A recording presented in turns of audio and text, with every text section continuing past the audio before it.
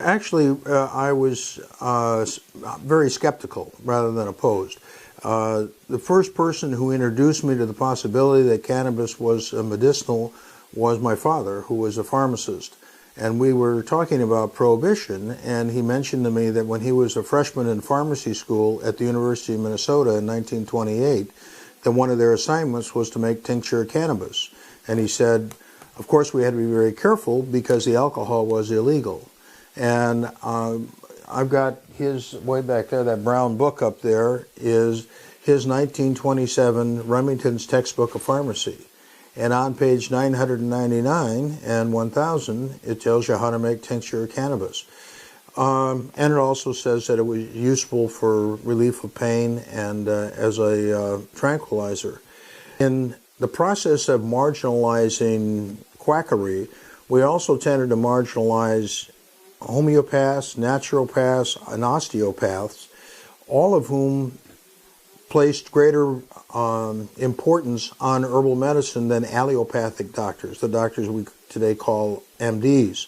There still was an interest in plant-based medicine, but there was a problem in that it wasn't standardized. However, as late as 1937, the AMA testified against the Marijuana Tax Act. First off, they said, we don't have any idea why you're not calling this cannabis. Obviously, we need to explore that. Why was it called marijuana when that's not what it was called at that time? And secondly, he said, yes, this is decreasingly being prescribed by physicians because of lack of standardization. However, even then, in 1937, there were about 100,000 prescriptions written by doctors in the United States for cannabis-containing medicines, and there were 28 patent medicines, over-the-counter medicines, that contained cannabis that were available in most every drugstore in the land. And cannabis continued to remain in the United States pharmacopoeia until 1941.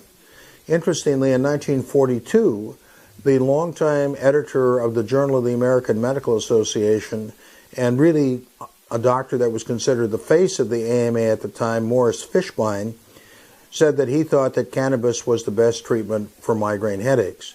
And that merely repeated what Dr. William Osler, Sir William Osler, who is considered the father of modern medicine and wrote the first textbook of internal medicine in the late 1890s, in all three editions of that textbook said that cannabis was the most effective treatment for treating migraine headaches. Oh, I mean, this stuff has been around for a very long time.